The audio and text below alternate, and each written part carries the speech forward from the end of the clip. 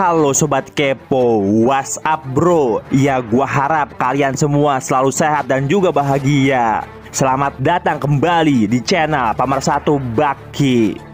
Dan di video gua kali ini, gua akan melanjutkan cerita Baki dalam As Pesumo Gemoy Sukune. Langsung aja cekidot. Di video gua yang sebelumnya, akhirnya para petarung di bawah agensi Tokugawa datang juga ke Underground Arena. Nggak cuma itu aja, bahkan Kinryuzen juga menyampaikan kalau di sini Enshin Sumo akan segera diadakan. Dan Sukune yang penasaran akhirnya dibuat merasakan kalau si Bukawa yang udah tua dan peot belum tentu otongnya nggak berotot. Selain itu, Tokugawa juga mengatakan kalau sebelum Retsu mati, dia telah menyumbangkan tangan kanannya untuk Katsumi. Karena bagi seorang Retsu, meskipun alam telah berganti, hanya Katsumi yang tetap di hati. Kemudian cerita berganti ke Underground Arena. Tampak Tokugawa bersama Pak Ketum dan juga bocah-bocahnya melihat pasir yang penuh dengan patahan gigi. Tampang doi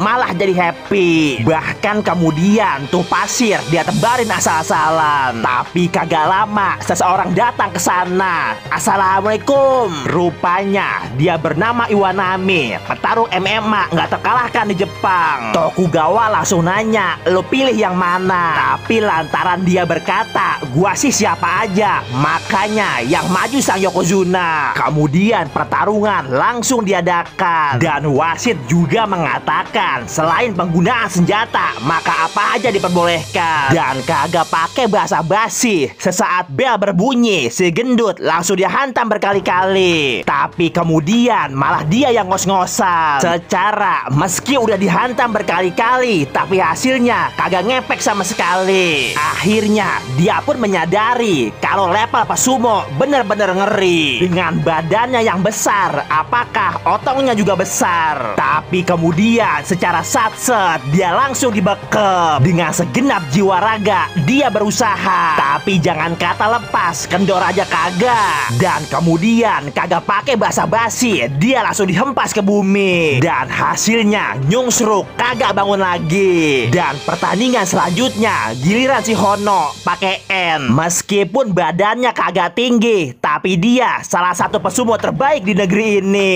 Dan lawan dari Hono adalah Fumiya, seorang petarung MMA dan juga mantan karateka. Dia keluar karate karena baginya MMA lebih cihuy. Dan lantaran posturnya yang pendek dan montok, lawan sampai mengatakan kalau ukurannya kayak perempuan. Dan pertandingan mereka dimulai seketika. Fumiya langsung pasang kuda-kuda. Kemudian kagak pakai bilang, secara tiba-tiba dia langsung menendang. Tapi buset, tahu-tahu si gendut udah hilang. Bahkan secara tiba-tiba dia langsung ditekep dari belakang. Fumiya ditekep dengan begitu keras sampai-sampai dia kagak napas. Kemudian secara tiba-tiba si Hono melompat ke atas. Dan seketika Fumiya langsung dibanting dengan keras. Dan hasilnya Fumiya tidur dengan bablas. Melihat apa yang terjadi, Tokugawa yang lihat sampai dibuat ngeri. Tapi dengan gaya, Pak Ketum berkata, untuk menjadi seorang komusubi kagak cukup makan babi. Maksudnya nggak sekedar butuh siasat, tapi juga dia harus kuat. Sama halnya yang dikatakan oleh Fumiya, kalau dia nggak hanya sekedar cepat, karena secara tiba-tiba seolah lawannya berubah jadi raksasa atau mungkin genderuwo. Kemudian setelahnya ada pertarungan Inoda Kanon melawan Ozeki. Meskipun si Kanon adalah petarung MMA kelas berat, tapi di hadapan Ozeki dia kecil kayak daki. Makanya si Kanon yang ketakutan sampai dibuat keringetan. Bahkan Tokugawa juga mengatakan, ya emang dalam aturan kelas berat kagak ada batasan. Tapi kagak gini juga keles. Si Kano kagak mau kalah gitu aja. Makanya dia berencana buat menyerang secara tiba-tiba. Melihat pertahanan lawan terbuka, langsung aja dia menendang ke kepala.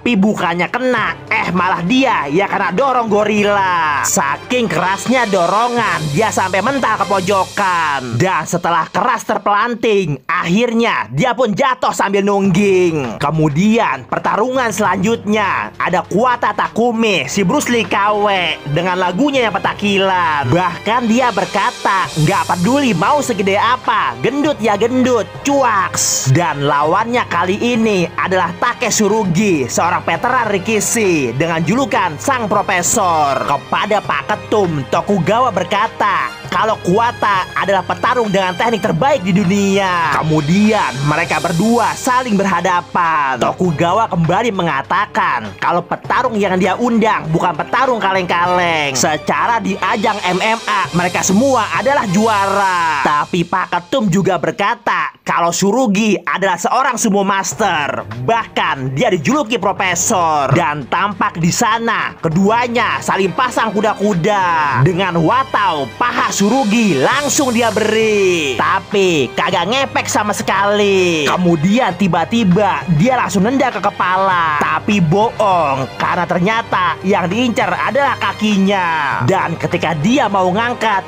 dia kagak kuat. Yokozuna mengatakan meskipun lo kuat angkat besi, tapi kagak mungkin lo kuat mengangkat seorang Rikishi. Secara bagi seorang Rikishi, jika salah satu kakinya diangkat terlalu tinggi, maka malunya bisa ke ulu hati. Dan karena itu juga mereka punya teknik untuk mencegahnya. Dan kali ini tangan Tsurugi langsung dia kunci. Tapi seketika oleh Tsurugi kunciannya langsung dilepas gitu aja. Bahkan tangannya langsung dipiting. Kemudian tanpa ampun langsung dibanting. Dan akhirnya Haji Naim dapat juga pasien barunya. Kemudian selanjutnya ada petarung MMA kelas berat Aaron Murase yang tampangnya kayak bulldog. Meskipun dia backgroundnya seorang pegulat, tapi semua kemenangannya berkat tabokan. Tapi Pak Ketum juga mengatakan kalau Saichiko bukan pesumo kacangan dengan julukan Sang Pendorong yang terbaik di dunia, bahkan juga lebih hebat dari Ozeki. Kemudian mereka berdua saling berhadapan. Dan seketika Aaron menyerang, dia langsung diterjang. Saking kencangnya tabokan si Aaron sampai dibuat mental. Tapi Aaron kagak terima, si gendut langsung dia tabok seketika. Saling balas pun terjadi, tapi kemudian malah si Aaron yang ditabokin bertubi-tubi. Dan akhirnya Aaron keok hampir innalillahi. Dan pertandingan selanjutnya ada McGregor KW,